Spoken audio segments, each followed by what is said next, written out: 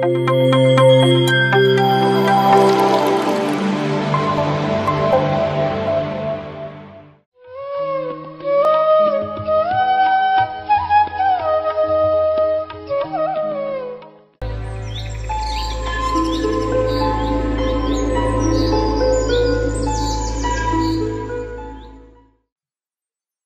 Friends, ಎಲ್ಲರಿಗೂ PMC ಕನ್ನಡದ ಸ್ವಾಧ್ಯಾಯದ ಸೆಷನ್ಗೆ ಸ್ವಾಗತ. ಮೊದಲಿಗೆ ನಮ್ಮೆಲ್ಲರ ಅಚ್ಚುಮೆಚ್ಚಿನ ಗುರುಗಳಾದ ಬ್ರಹ್ಮಋಷಿ ಪಿತಾಮಹ ಡಾಕ್ಟರ್ ಸುಭಾಷ್ ಪತ್ರಿ ಸರ್ ಮತ್ತು ಗುರುಮಾತೆ ಸ್ವರ್ಣಮಾಲಾ ಅಮ್ಮನವರಿಗೆ ಪ್ರಣಾಮಗಳನ್ನು ಸಲ್ಲಿಸ್ತಾ ನಮ್ಮ ಈ ಎಪಿಸೋಡನ್ನು ಮತ್ತೆ ಮುಂದುವರಿಸೋಣ ಫ್ರೆಂಡ್ಸ್. ಈಗಾಗಲೇ ನೀವು ನೋಡಿರುವ ಹಾಗೆ ನಾವು ಇವಾಗ ಸ್ವಾಧ್ಯಾಯ ಮಾಡ್ತಿರುವ ಪುಸ್ತಕ ಅನಸ್ತಾಶಿಯಾ, ಒಬ್ಬ ರಷ್ಯನ್ ಯೋಗಿನಿ. ಎಲ್ಲಿದ್ದಾಳೆ? ಕಾಡಲ್ಲಿ. ಅವಳು ನಮಗೆ ಜೀವಿಸುವ ವಿಧಾನವನ್ನು ನಮಗೆಲ್ಲ ಎಚ್ಚರಗೊಳಿಸ್ತಾ ಇದ್ದಾಳೆ. ನಾವು ಯಾವುದನ್ನು ಮರೆತು ಬಿಟ್ಟಿದ್ದೀವೋ ಅದನ್ನು ನಮ್ಮ ಅನುಭವಕ್ಕೆ ಬರುವ ಹಾಗೆ ಕ್ಲಾರಿಟಿಯೊಂದಿಗೆ ನಮ್ಮ ಮುಂದೆ ಇಡ್ತಾ ಇದ್ದಾಳೆ. ಸೊ ಇವತ್ತಿನ ಅಧ್ಯಾಯದಲ್ಲಿ ನಾವೇನು ನೋಡೋಣ ಅಂದರೆ, ಹೇಗೆ ಒಬ್ಬ ಇವರ ರಷ್ಯನ್ ವ್ಯಾಪಾರಿ ಅವರಲ್ಲಿಗೆ ಹೋಗಿ ಈ ಜ್ಞಾನವನ್ನು ಪಡೆಯುವಂತೆ ಆಯಿತು. 3 ದಿನ ಅವರ ಜೊತೆಯಲ್ಲಿ ಕಳೆದಾಗ ಈ 2 ದಿನ ಹೇಗೆ ನಡೀತು ಅನ್ನೋದನ್ನು ನಾವು ನೋಡಿದ್ದೀವಿ. ಈಗ ಬರೋಣ 2ನೇ ದಿನದ ರಾತ್ರಿಯ ಅನುಭವಕ್ಕೆ ಬರೋಣ. ಮೊದಲನೇ ರಾತ್ರಿ ನೋಡಿದ್ವಿ ಹೇಗೆ ಅವರು ಕರಡಿಯ ಜೊತೆಯಲ್ಲಿ ಮಲಗಿಸ್ಬಿಟ್ಟಿದ್ರು. ಸೊ ಹೆದರ್ಕೊಂಡು ಬಿಟ್ಟಿದ್ರು ಅವರು. ಸೊ ಯಾಕೆಂದರೆ ಅಲ್ಲಿ ಬೇರೆ ಒಂದು ಯಾವ ವ್ಯವಸ್ಥೆ ಇಲ್ಲ, ಬೆಚ್ಚಗೆ ಬೇಕು ಅಂದಿದ್ದಕ್ಕೆ ಅವ್ರಿಗೆ ಕರಡಿಯ ವ್ಯವಸ್ಥೆ ಅನಸ್ತಾಶಿಯಾ ಮಾಡಿಕೊಟ್ಟಿದ್ರು. 2ನೇ ರಾತ್ರಿ ಆಗುತ್ತೆ. ಎಷ್ಟೋ ಜ್ಞಾನವನ್ನು ಪಡೆದಿದ್ದಾರೆ. ಹಾಗೆಯೇ ಕೂತ್ಕೊಂಡು ಮಾತುಕತೆ ಅಲ್ಲ, ಇದು ಯಾವುದೋ ರೌಂಡ್ ಟೇಬಲ್ ಕಾನ್ಫರೆನ್ಸ್ ಅಲ್ವಲ್ಲ. ಸೊ ಓಡಾಡಿಕೊಂಡು ಸುಸ್ತಾಗಿರುತ್ತೆ. ಆವತ್ತಿನ ದಿನ ಸ್ವಲ್ಪ ಚಳಿನೂ ಇರೋದ್ರಿಂದ ಅವನು ಹೇಳ್ತಾನೆ ವಾಲ್ಡೆಮೇರು, ನೋಡಮ್ಮ, ನನಗೆ ಈಗ ಒಳ್ಳೆ ನಿದ್ದೆ ಬೇಕಾಗಿದೆ, ಬಟ್ ನೆನ್ನೆ ಥರ ನೀನು ಯಾವುದೋ ಒಂದು ಕಾಡು ಪ್ರಾಣಿನ ತಂದುಬಿಟ್ಟು ನನಗೆ ಪಕ್ಕದಲ್ಲಿ ಮಲಗಿಸ್ಬಿಟ್ರೆ ನನಗೆ ಇವತ್ತು ನಿದ್ದೆ ಬರಲ್ಲ. ಅದು ನನ್ನ ಮನಸ್ಸಲ್ಲಿ ಅಳುಕು ಇರುತ್ತೆ. ಸೊ ಇವತ್ತು ಆ ಥರದ್ದು ಏನೂ ಮಾಡಲ್ಲ ಅಂತ ಮೊದಲು ನನಗೆ ಮಾತು ಕೊಡು ನೀನು ಅಂತ ಹೇಳಿದಾಗ, ಇಲ್ಲ ನೀನು ಯೋಚನೆ ಮಾಡಬೇಡ, ಇವತ್ತು ನಾನೇ ನಿನ್ನ ಜೊತೆಲಿ ಮಲಗ್ತೀನಿ, ನನ್ನ ಶರೀರದ ಕಾವಿಂದನೇ ನಿನಗೆ ಬಿಸಿ ಕೊಡ್ತೀನಿ ಅಂತ ಮಾತು ಕೊಡ್ತಾಳೆ. ಹಾಗೆಯೇ ಅವರಿಗೆ ಮಲಗುವ ವ್ಯವಸ್ಥೆ ಎಲ್ಲ ಮಾಡ್ತಾರೆ. ಆ ಸೆಡಾರಿಂದ ಬಂದಿರುವ ಎಲೆಗಳು, ರೆಂಬೆಗಳು, ಕೊಂಬೆಗಳಿಂದ ಸುತ್ತಮುತ್ತ ಎಲ್ಲ ಚೆನ್ನಾಗಿರೋ ಒಂದು ಬೆಡ್ ಮಾಡ್ತಾಳೆ. ಅದರ ಒಂದು ಒಂದು ಸಣ್ಣ ಗುಹೆ ಇರುತ್ತೆ, ಅದು ಕೈಯಿಂದ ಮಾಡಿದ ಗುಹೆ. ಆ ಥರದ್ದು ಒಂದು ಸಣ್ಣ ಸ್ಪಾಟ್ ಇರುತ್ತೆ. ಸೊ ಅದ್ರ ತುಂಬ ಆ ಸ್ಮೆಲ್, ಬ್ಯೂಟಿಫುಲ್ ಸ್ಮೆಲ್, ಅದಕ್ಕೆ ಹೇಳೋಕ್ಕಾಗಲ್ಲ. ಆ ಒಂದು ವಾಸನೆಯಿಂದನೇ ನಿಮ್ಮ ರೋಗಗಳು, ದಣುವು ಎಲ್ಲವೂ ಅವ್ರಿಗೆ ಮಾಯ ಆಗ್ಲಿಕ್ಕೆ ಶುರುವಾಗುತ್ತೆ. ಅವ್ರಿಗೆ ಒಂಥರ ಹಿತ ಅನಿಸುತ್ತೆ. ಅದೇ ಸಮಯದಲ್ಲಿ ಇನ್ನೇನು ರಾತ್ರಿ ಆಯಿತು, ಮಲಗಬೇಕು ಸರಿ ಅಂತ ಡ್ರೆಸ್ ಚೇಂಜ್ ಮಾಡಿ ಅವರು ಮಲಗ್ತಾರೆ. ಆಗ ಅನಸ್ತಾಶಿಯಾ ಸಹ ಮಾತು ಕೊಟ್ಟಂತೆ ಬಂದು ಅವ್ರ ಪಕ್ಕದಲ್ಲಿ ಮಲಗ್ತಾಳೆ. ಆದರೆ ಇವರು ಮೊದಲೇ ಒಂದು ಅನುಭವ ಆಗಿತ್ತಲ್ಲ, ಅವರಿಗೆ ಕೈ ಮುಟ್ಟಕ್ಕೆ ಹೋಗಿದ್ದಕ್ಕೆ ಅವರು ಹೊಡೆಯೋದಷ್ಟೇ ಅಲ್ಲ, ಒಂಥರ ಕೆನ್ನೆ ಹೊಡೆಯೋದಂದ್ರೆ ನಮಗೆ ಗೊತ್ತಿರೋದು ಕೆನ್ನೆ ಹೊಡೆಯೋದು ಒಂಥರ ರಪಟ್ ಅಂತ ಹೊಡೆಯೋದು. ಆದರೆ ಅವರು ಹೊಡೆದ ಏಟಿಗೆ ಅವರು ಪಲ್ಟಿ ಹೊಡೆದು ಬಿದ್ದು ಮೂರ್ಛೆ ಹೋಗ್ಬಿಟ್ಟಿರ್ತಾರೆ. ಆ ಹೆಂಗಸಲ್ಲಿ ಅಂತಹ ಒಂದು ಶಕ್ತಿ, ಅಲ್ಲಿ ಒಂದು ಎನರ್ಜಿ ಕೆಲಸ ಮಾಡುತ್ತೆ, ಫಿಸಿಕಲ್ ಎನರ್ಜಿ ಅಲ್ಲ ಅದು. ಸೊ ಆ ಒಂದು ನೆನಪಿಂದ ಆ ಗೋಜಿಗೆ ಹೋಗಲ್ಲ ನಾನು, ಆ ಥರದ್ದು ಒಂದು ವಿಚಾರನೂ ಅವ್ರಿಗೆ ಬರಲ್ಲ ಇವಾಗ. ಯಾಕಂದರೆ ಸಮಯ ಎಲ್ಲ ಅವ್ರ ಜೊತೆಲಿ ಕಳೆದ್ಮೇಲೆ ಒಂದು ಜ್ಞಾನದ ಮಾತುಗಳು ನಡೀತಾ ಇದ್ದರೆ ಆ ವೈಬ್ರೇಷನ್ನೇ ನೋಡಿ, ಯಾವ ಥರದ ಮಾತುಗಳು ಆಡ್ತೀವೋ, ಯಾರ ಸಂಪರ್ಕದಲ್ಲಿರ್ತೀವೋ, ನಮ್ಮ ವೈಬ್ರೇಷನ್, ನಮ್ಮ ಥಾಟ್ಸು ಚೇಂಜ್ ಆಗುತ್ತೆ. ಸೊ ಅವ್ರಿಗೆ ಅನಿಸುತ್ತೆ, ಇವಾಗ ನನಗೆ ಆ ಥರದೊಂದು ಭಾವನೆ ಇಲ್ಲ, ಒಂದು ಹೆಣ್ಣು ನನ್ನ ಪಕ್ಕದಲ್ಲಿದ್ದಾಳೆ, ಅವಳನ್ನು ಮುಟ್ಟಬೇಕು, ಅವಳ ಜೊತೆಲಿ ಏನಾದರೂ ಸಂಪರ್ಕ ಮಾಡಬೇಕನ್ನೋ ವಿಚಾರ ಇಲ್ಲವೇ ಇಲ್ಲ. ಸೊ ಈಗ ಅವ್ರಿಗೆ ಆ ಭಯ ಇಲ್ಲ, ಇವಳೆಲ್ಲಿ ಒಂಚೂರು ಟಚ್ ಆದರೆ ನನಗೆ ಎಲ್ಲಿ ಹೊಡೆದ್ಬಿಡ್ತಾಳೋ ಅಂತ. ಸೊ ಅವಳ ಪಕ್ಕದಲ್ಲಿ ಬಂದು ಮಲಗಿದ್ದಾರೆ. ಇನ್ನೇನು ಮಲಗಬೇಕು, ಕಣ್ಣು ಮುಚ್ಕೊಂಡಿದ್ದಾರೆ. ಅವ್ರಿಗೆ ವಿಚಾರ ಬರ್ತಾ ಇದೆ. ಅವರು ಇಚ್ಛೆ, ಅಂತರಾಳದ ಒಂದು ಇಚ್ಛೆ ಬರುತ್ತೆ. ಏನಂದರೆ ಅವ್ರಿಗೆ ಮದುವೆ ಆಗಿದೆ, ಮಕ್ಕಳಿದ್ದಾರೆ, ಆದರೆ ಹೆಣ್ಮಕ್ಳು, ಗಂಡು ಮಕ್ಕಳಿಲ್ಲ. ಅವ್ರ ಮನಸ್ಸಲ್ಲಿ ಒಂದು ಇಚ್ಛೆ ಹುಟ್ಟುತ್ತೆ, ನನಗೆ ಒಂದು ಗಂಡು ಮಗು ಹುಟ್ಟಿದರೆ ಹೇಗಿರುತ್ತೆ, ಅದು ಅನಸ್ತೀಶಿಯಾ ಅಂತ ತಾಯಿಯಿಂದ ನನಗೆ ಒಂದು ಮಗು ಹುಟ್ಟಿದರೆ ಇನ್ನೂ ಹೇಗಿರುತ್ತೆ, ನನ್ನಲ್ಲಿರುವ ರೂಪ ಸೌಂದರ್ಯ, ಅವರು ಸುಂದರವಾಗಿರ್ತಾರೆ. ರಷ್ಯನ್ಸ್ ನಮಗೆಲ್ಲ ಗೊತ್ತಿರುವ ಹಾಗೆ 6 ಅಡಿ 7 ಅಡಿ ದಷ್ಟಪುಷ್ಟರು ಮತ್ತು ಬಿಸ್ನೆಸ್ ಮ್ಯಾನ್ ಆಗಿರೋದ್ರಿಂದ ಒಳ್ಳೆಯ ಒಂದು ಮೈಕಟ್ಟಿನವರು, ಸ್ಕಿನ್ನು ಮತ್ತು ಮೂಗು ಎಲ್ಲ ನೆಟ್ಟಗೆ ಮೂಗು, ತುಂಬ ಬ್ಯೂಟಿಫುಲ್ ಆಗಿರ್ತಾರೆ. ಅವ್ರು ಹೇಳ್ತಾರೆ, ನನ್ನಲ್ಲಿರುವ ಈ ಬಾಹ್ಯ ಸೌಂದರ್ಯದ ಜೊತೆಗೆ ಈ ಬಲಿಷ್ಠ ಶರೀರ ಬಲದ ಜೊತೆಗೆ ಅನಸ್ತೀಶಿಯಾ ಅಂತ ಒಂದು ಜ್ಞಾನ, ಅದೆಲ್ಲ ಎರಡು ಸೇರಿದರೆ ಹುಟ್ಟುವ ಮಗು ಎಂಥದ್ದಾಗಿರುತ್ತೆ, ಇಂಥ ಒಂದು ಗಂಡು ಮಗು ಹುಟ್ಟಿದರೆ ಅದು ನೋಡಲು ನನ್ನ ಥರನೇ ಇದ್ದರೆ ಅಂತ ಹಂಗೆ ಕಲ್ಪನೆಯಲ್ಲೇ ಹೋಗ್ತಾ ಇರ್ತಾರೆ. ಆ ಮಗು ಹುಟ್ಟಿದ ಹಾಗೆ ಭಾಸವಾಗ್ಲಿಕ್ಕೆ ಶುರುವಾಗುತ್ತೆ. ಮಗು ಹುಟ್ಟಿ ಬಿಡ್ತು ಅವ್ರ ಕಲ್ಪನೆಯಲ್ಲಿ, ಆ ಮಗು ಈಗ ತಾಯಿಯ ಹಾಲು ಕುಡಿತಾ ಇದೆ. ಆ ಥರದ ಒಂದು ವಿಚಾರ ಬಂದ ತಕ್ಷಣ ಅವ್ರ ಕೈ ಹಿಂಗೆ ಹೋಗುತ್ತೆ, ಸ್ಟ್ರೈಟ್ ಡೈರೆಕ್ಟ್ಲಿ ಅವರ ಕೈ ಹೋಗಿ ಅನಸ್ತೇಶಿಯಾಯ ಎದೆ ಮೇಲೆ ಕೈ ಬೀಳುತ್ತೆ. ಆದರೆ ಈಗ ಆ ಒಂದು ಭಯ ಮತ್ತು ಒಂದು ವಿಚಾರ, ಆ ಥರ ಒಂದು ಎಕ್ಸ್ಪೀರಿಯನ್ಸೇ ಬೇರೆ. ಒಂದು ಹೆಣ್ಣನ್ನು ಮುಟ್ಟಿದ್ದೀನಲ್ವಾ, ಅಯ್ಯೋ ಮುಟ್ಟಬಾರ್ದಿತ್ತಲ್ವಾ, ಆ ಥರ ಥಾಟ್ ಬರ್ತಾ ಇಲ್ಲ. ಸೊ ಅಲ್ಲಿ ಅವರು ಹಾಗೇನೆ ಮಲಗಿಬಿಡ್ತಾರೆ, ಕೈ ತೆಗಿಯಲ್ಲ. ಎಲ್ಲಿ ಅವಳು ಕೋಪಿಸ್ಕೊಂಡು ಕೈಯನ್ನು ತಳ್ತಾಳೋ ಅಂತ ವಿಚಾರ ಮಾಡೋ ಅಷ್ಟರಲ್ಲೇ ಅವಳು ತನ್ನ ಕೈಯನ್ನು ಅವರ ಕೈಯಲ್ಲಿ ಕೊಟ್ಟಿದ್ದು ಭಾಸವಾಗುತ್ತೆ, ಮೃದುವಾಗಿ ಕೊಟ್ಟಿದ್ದು, ಪ್ರೀತಿಯಿಂದ ಕೊಟ್ಟಿದ್ದು. ಆಗ ಅವಳಿಗೆ ಆಶ್ಚರ್ಯ ಆಗುತ್ತೆ, ಅಯ್ಯೋ ನೆನ್ನೆ ನೋಡಿದ್ರೆ ಒಂದು ಏಟ್ ಹಾಕಿದ್ಲು, ಇವತ್ತೇನು ಕೈ ಹಿಡಿತಾ ಇದ್ದಾಳೆ ಅಂತ. ಎದ್ದು ಅವಳ ಮುಖ ನೋಡ್ತಾರೆ, ಅವಳ ಕಣ್ಣಲ್ಲಿ ನೋಡಿದರೆ ಪ್ರೀತಿ ತುಂಬಿ ಉಕ್ಕಿ ಹರಿತಾ ಇರುತ್ತೆ. ಆಗ ಅವ್ರಿಗೆ ಕೇಳ್ತಾರೆ, ಯಾಕೆ ನೀನು ಇದು ಮಾಡ್ತಾ ಇದೀಯಾ, ಇವತ್ತು ಕೋಪ ಮಾಡ್ಕೊಂಡಿಲ್ಲ ಅಂತ. ಅವಳು ಆವಾಗ ಹೇಳ್ತಾಳೆ, ಇಲ್ಲ ನಾನು ಮನಸ್ಪೂರ್ವಕವಾಗಿ ನನ್ನನ್ನು ನಿನಗೆ ಅರ್ಪಿಸ್ತಾ ಇದ್ದೀನಿ ಅಂತ ಹೇಳಿ ಇಬ್ಬರು ಶರೀರದ ಸಂಬಂಧವನ್ನು ಮಾಡ್ತಾರೆ. ಆದರೆ ಅದು ಅವರ ಅನುಭವಕ್ಕೆ ಬರುವುದು ಇಷ್ಟು ವರ್ಷ ನಾನು ಎಷ್ಟೋ ಹೆಣ್ಮಕ್ಳ ಜೊತೆಲಿ ಅವರು ಮೇ ಬಿ ಅವರು ಯಂಗ್ ಇದ್ದಾಗಲಿಂದ ಎಷ್ಟೋ ಪರಿಚಯಗಳು ಬೆಳೆಸಿರ್ಬೋದು ಹೆಣ್ಮಕ್ಳ ಜೊತೆಲಿ, ಎಲ್ಲ ಜೊತೆಲಿ ಇಟ್ಕೊಂಡಿರೋ ಶರೀರ ಸಂಪರ್ಕ, ಹೆಂಡತಿಯ ಜೊತೆಲಿ ಇಟ್ಕೊಂಡಿರೋ ಶರೀರ ಸಂಪರ್ಕಕ್ಕಿಂತ ಈ ಸಂಪರ್ಕ ಏನೋ ಒಂದು ಬೇರೆ ಒಂದು ಸುಖವನ್ನು ಕೊಡ್ತಾ ಇದೆ, ಬೇರೆ ಒಂದು ವೈಬ್ರೇಷನ್ ಕೊಡ್ತಾ ಇದೆ. ಇದು ಏನಿದು ಅನ್ನುವ ಒಂದು ಅದನ್ನು ಕುತೂಹಲದಿಂದನೇ ಅದನ್ನು ಆಸ್ವಾದನೆ ಮಾಡ್ತಾರೆ. ರಾತ್ರಿ ಕಳೆಯುತ್ತೆ ಫ್ರೆಂಡ್ಸ್, ಬೆಳಕಾಗುತ್ತೆ. ಬೆಳಗ್ಗೆದ್ದು ನೋಡ್ತಾರೆ, ಒಂಥರ ಶರೀರದಲ್ಲಿ ಮನಸ್ಸಿಗೆ ಉಲ್ಲಾಸ ತುಂಬಿದೆ. ಏನು ಅಂತ ಅರ್ಥ ಆಗ್ತಾ ಇಲ್ಲ.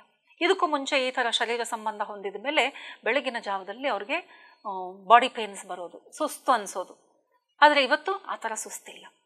ಯಾಕೆ ಅಂತ ಯೋಚನೆ ಮಾಡ್ತಿರ್ತಾರೆ. ಏನೋ ಇವಳ ಪ್ರಭಾವ, ಇವಳಲ್ಲಿ ಏನೋ ಅಂತ ಶಕ್ತಿ ಇದೆ ಅಂತ ಅವರು ಆ ಒಂದು ವಿಚಾರವನ್ನು ಅವಳ ಮೇಲೆ, ಯಾಕಂದರೆ ನಾವು ಹೆಂಗಿದ್ದೀವಿ ಅಂದರೆ ಸ್ವಲ್ಪ ಎಕ್ಸ್ಟ್ರಾರ್ಡಿನರಿ ಕಾಣಿಸಿದ್ರೆ ಅವರನ್ನು ದೇವ್ರ ಥರ ನೋಡುವುದು, ಇಲ್ಲ ಒಂದು ತುಂಬಾ ಹೈಯರ್ ಪರ್ಸ್ನಾಲಿಟಿ, ಇಲ್ಲ ಒಂದು ವಿಶೇಷವಾದ ವ್ಯಕ್ತಿತ್ವ ಅಂದ್ಕೊಂಡು ಅವ್ರ ಮೇಲೆ ನಮಗೆ ವಿಶ್ವಾಸ ಹೆಚ್ಚಾಗುತ್ತೆ. ಆಗೇನಾಗುತ್ತೆ, ಹೊರಗಡೆ ಹೋಗಿ ಅವಳನ್ನು ಹುಡುಕ್ತಾರೆ, ಅವಳಲ್ಲಿ ಕಾಣಲ್ಲ. ಆದರೆ ಆನಂದದ ಸ್ಥಿತಿಯಲ್ಲಿ ತೇಲ್ಕೊಂಡು ಗಿಡ ಮರಗಳ ಸುತ್ತಮುತ್ತ ತುಂಬ ಒಂದು ಹಮ್ಮಿಂಗ್ ಮಾಡಿಕೊಂಡು ಸನ್ಲೈಟಲ್ಲಿ ತುಂಬ ಎಂಜಾಯ್ ಮಾಡ್ತಾ ಇರ್ತಾಳೆ. ಅದನ್ನು ನೋಡಿ ಅಲ್ಲಿ ಹೋಗಿ ಅನಸ್ತೇಶಿಯಾ ಅಂತ ಪ್ರೀತಿಯಿಂದ ಕೂಗ್ತಾರೆ. ಏನು ಇದು ಆನಂದ ಅನಸ್ತೇಶಿಯಾ, ನನಗೆ ಗೊತ್ತಾಗ್ತಾ ಇಲ್ಲ, ತುಂಬ ಆನಂದದಲ್ಲಿದ್ದೇನೆ, ನನಗೆ ಎಂಥ ಅನುಭವ ಆಗಿದೆ, ಇದು ಏನಿದು ಅಂತ ಕೇಳ್ತಾರೆ. ಆಗ ಅವಳು ಹತ್ತಿರ ಬಂದು ಕೂತ್ಕೊಂಡು, ಅಲ್ಲೇ ಗುಹೆ ಹತ್ರನೇ ಕೂತ್ಕೊಂಡು ಅವಾಗ ಎಕ್ಸ್ಪ್ಲೇನ್ ಮಾಡ್ತಾಳೆ. ಯಾಕೆ ಅಂದರೆ, ನೀನು ಒಂದು ಕ್ರಿಯೇಟರ್ ಆಗಿ ಒಂದು ಥಾಟನ್ನು ಹಾಕಿದೆ. ನೀನು ಯಾವಾಗ ಕ್ರಿಯೇಟರ್ ಆಗಿ ಕ್ರಿಯೇಟರ್ ಆಗಿ ಯಾವುದೇ ಥಾಟ್ ಮಾಡ್ತೀಯಾ, ಅದು ಆವಾಗ ಒಂದು ಹೈಯರ್ ಥಾಟ್ ಆಗಿರುತ್ತೆ ವಿನಃ ಒಂದು ಲೋವರ್ ಥಾಟ್ ಆಗಿರಲ್ಲ, ಅಂದರೆ ಒಂದು ಡಾರ್ಕ್ ಥಾಟ್ ಆಗಿರಲ್ಲ.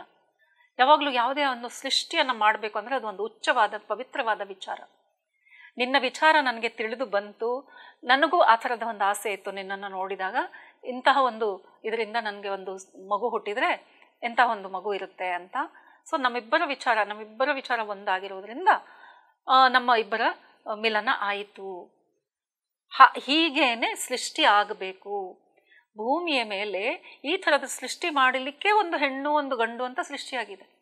ಅದೇ ವಿನಃ ಅದನ್ನು ಬಿಟ್ಟು ನಾವು ಪ್ರತಿದಿನ ಈ ಒಂದು ಕ್ರಿಯೆಯಲ್ಲಿ ತೊಡಗಬಾರದು. ಯಾವಾಗ ನಮಗೆ ಒಂದು ಸೃಷ್ಟಿ ಮಾಡಬೇಕು, ಕ್ರಿಯೇಷನ್ ಆಗಬೇಕು. ನೋಡಿ ಫ್ರೆಂಡ್ಸ್, ಈ ಮಾತನ್ನೇ ನಮ್ಮ ಶಾಸ್ತ್ರದಲ್ಲೂ ಹೇಳಲಾಗಿದೆ. ಹೀಗಾಗಿ ಋಷಿಮುನಿಗಳು ಸನ್ಯಾಸತ್ವ ತಗೊಂಡರೂ ಸಹ, ಕಾಡಲ್ಲಿ ವಾಸವಾಗಿದ್ದರೂ ಸಹ ಅವರಿಗೆ ಮದುವೆನೂ ಆಗಿತ್ತು, ಮಕ್ಕಳು ಆಗಿದ್ದರು. ಅವರನ್ನು ಮತ್ತು ಚಿರಂಜೀವಿಗಳು ಆಗಿ ಮತ್ತು ಅವರನ್ನು ಬ್ರಹ್ಮಚಾರಿ ಅಂತಲೂ ಕರಿತಾ ಇದ್ರು. ನಮ್ಮೆಲ್ಲರಿಗೆ ಅವಾಗ ಇದು ಒಂದು ನಗುವ ವಿಷಯ ಆಗಿಬಿಡುತ್ತೆ. ನಾವು ನಗ್ತೀವಿ, ಇದೇನಪ್ಪ ಮದುವೆನೂ ಆಗಿದೆ, ಮಕ್ಕಳಾಗಿದ್ರೆ ಮತ್ತು ಇವರು ಸನ್ಯಾಸಿ ಅಂತೆ, ಇವರು ಬ್ರಹ್ಮಚಾರಿ ಅಂತೆ, ಇದು ಹೇಗೆ ಸಾಧ್ಯ ಅಂತ. ನಿಮಗೆ ಗೊತ್ತಿದೆಯಾ, ಪಾಂಚಾಲಿ ಅಂದರೆ ದ್ರೌಪದಿಯನ್ನು ಕನ್ಯೆಯಾಗೆ ಪರಿಗಣಿಸ್ತಾರೆ. ಕನ್ಯೆಯಾಗೆ ಇವತ್ತಿಗೂ ಅವಳನ್ನು ಪೂಜೆ ಮಾಡ್ತಾರೆ. ಯಾರಿಗೆ ಇದರ ಆಳ ವಿಚಾರ ತಿಳಿದಿರಲ್ವೋ ಅವ್ರು ನಗಲೂಬಹುದು. ಅದೇನದು ದ್ರೌಪದಿ ಕನ್ಯೆನಾ ಅಂತ. ನಾವು ಚೆನ್ನೈನಲ್ಲಿದ್ದಾಗ ನಮ್ಮ ಮನೆ ಹತ್ರನೇ ಒಂದು ಪಾಂಚಾಲಿ ದೇವಸ್ಥಾನ ಇತ್ತು. ನನಗೆ ಹೋಗಿದ ತಕ್ಷಣ ಪಾಂಚಾಲಿ ಅಡ್ರೆಸ್ ಹೇಳ್ಬೇಕಂದ್ರೆ ಪಾಂಚಾಲಿ ದೇವಸ್ಥಾನ ಅಂತ ಹೇಳೋರು.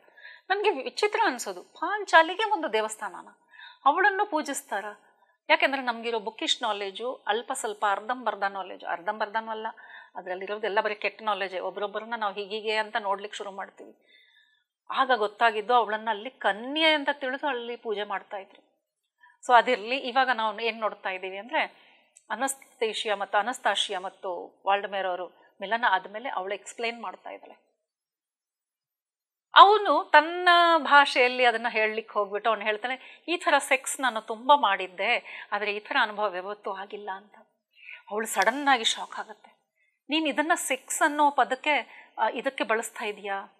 ನಿನ್ನ ಪ್ರಪಂಚದಲ್ಲಿ ಯಾವುದು ಸೆಕ್ಸ್ ಇದೆಯೋ ಅದನ್ನು ನಾವು ಇಲ್ಲಿ ಮಾಡಿಲ್ಲ, ಅದು ಇಲ್ಲಿ ನಡೆದಿಲ್ಲ. ಅಲ್ಲಿ ಅರಿವು ಇಲ್ಲದೆ ಮನುಷ್ಯ ಅಜ್ಞಾನದಲ್ಲಿ, ಬಿಕಾಸ್ ಸುತ್ತಮುತ್ತ ಒಂದು ಡಾರ್ಕ್ ಫೋರ್ಸ್ ಇದೆ, ಅದು ಮನುಷ್ಯನನ್ನು ಈ ದೈವಿಕ ಸ್ಥಿತಿಗೆ ಹೋಗದೇ ಇರೋ ಹಾಗೆ ತಡೀತಾ ಇದೆ. ಆ ಥರ ಬ್ಯಾರಿಯರ್ಸ್ ಕ್ರಿಯೇಟ್ ಮಾಡುತ್ತೆ. ನಿನಗೆ ಇಂತಹ ಒಂದು ಸೆಕ್ಸಿನ ಸುಖ ಸಿಕ್ಕರೆ ಇದೇ ಪರಮಾನಂದ ಅಂದ್ಕೊಂಡು ನೀನು ಅಲ್ಲಿಯೇ ಇದ್ದು ಬಿಡಬೇಕು. ಅದನ್ನು ಪದೇ ಪದೇ ಅನುಭವಿಸ್ಕೊಂಡು ನೀನು ಡಿವೈನ್ ಸುಖವನ್ನು ಅನುಭವಿಸುವ ಆ ರುಚಿಯನ್ನೇ ಮರ್ತು ಬಿಡಬೇಕು. ಆ ಥರ ಮಾಡ್ತಾ ಇರುತ್ತೆ. ಹೀಗಾಗಿ ನೀನು ಇದು ಹೇಳಿದ್ದು ಸರಿಯಲ್ಲ, ಇದು ನಮ್ಮ ನಡುವೆ ನಡೆದಿದ್ದು ಸೆಕ್ಸ್ ಅಲ್ಲ, ನಾವು ಮಾಡ್ತಾ ಇರೋದು ಕ್ರಿಯೇಷನ್ ಅಂತ ಎಕ್ಸ್ಪ್ಲೈನ್ ಮಾಡ್ತಾರೆ. ಇನ್ನು ಮೇಲೆ ಅವರಿಗೆ ಸಹಜವಾದ ವಿಚಾರಗಳು ಬರ್ಲಿಕ್ಕೆ ಶುರುವಾಗುತ್ತೆ. ಏನಪ್ಪ ಈ ಥರ ಒಂದು ನಡೆದೋಯ್ತಲ್ಲ, ಮಗುವಂತೂ ಹುಟ್ಟುತ್ತೆ, ಇವಳು ನೋಡಿದ್ರೆ ಕಾಡಲ್ಲಿರ್ತಾಳೆ, ಮಗು ಹುಟ್ಟಿದರೆ ಹೇಗೆ, ಅದಕ್ಕೆ ಆರೋಗ್ಯ ಹೇಗೆ ನೋಡ್ಕೊಳ್ಬೇಕು, ಇವಳಿಗೆ ಪ್ರೆಗ್ನೆಂಟ್ ಇದ್ದಾಗ ಊಟ ತಿಂಡಿ ಎಲ್ಲ ಹೇಗೆ ನೋಡ್ಕೊಳ್ಳೋದು, ನಾನಂತೂ ಇಲ್ಲೇ ಕಾಡಲ್ಲಿ ಇವಳ ಜೊತೆಲಿ ಇರ್ಲಿಕ್ಕಾಗಲ್ಲ, ನನ್ನ ಜೊತೆಲಿ ಬಂದುಬಿಡು ಅಂದರೆ ಅವಳು ಬರ್ತಾನೂ ಇಲ್ಲ, ಅವಳು ಇಲ್ಲಿ ಬಿಟ್ಟು ಕಾಡು ಬಿಟ್ಟು ಎಲ್ಲಿ ಹೋಗಲ್ಲ ಅಂತಾಳೆ, ಹೇಗಪ್ಪ ವಿಚಾರ ಅಂತ ಮಾಡ್ತಾ ಇರುವಾಗಲೇ ಆವಾಗ ಅವಳು ನೋಡಿ ವಿಚಾರ ಮನಸ್ಸಲ್ಲಿ ಬರ್ತಾ ಇದ್ರೆ ಇವಳಿಗೆಲ್ಲ ಗೊತ್ತಾಗ್ತಾ ಇದೆ. ಇದು ಸಹಜವಾದ ಸ್ಥಿತಿ.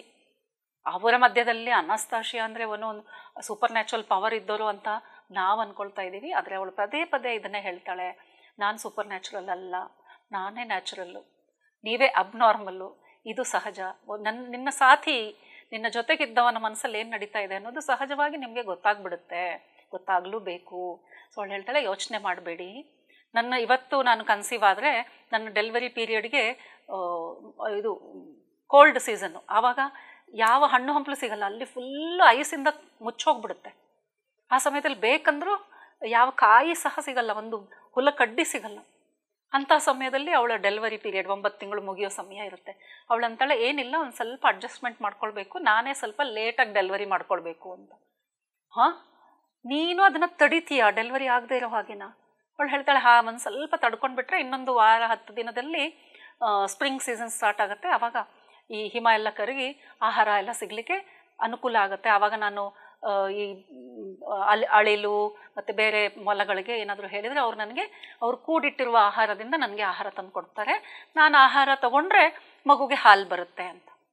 ಓ ಮೈ ಗಾಡ್, ಇಷ್ಟೊಂದು ಸೈನ್ಸ್ ಇದೆಯಾ, ಇಷ್ಟೊಂದು ಟೆಕ್ನಾಲಜಿ ಒಂದು ಶರೀರದಲ್ಲೂ ಇದೆಯಾ, ನನಗೆ ಯಾವಾಗ ಬೇಕು ನಾನು ಅವಾಗ ಹೆರಿಗೆ ಮಾಡ್ಕೊಳ್ಬಹುದು ಅಂತ.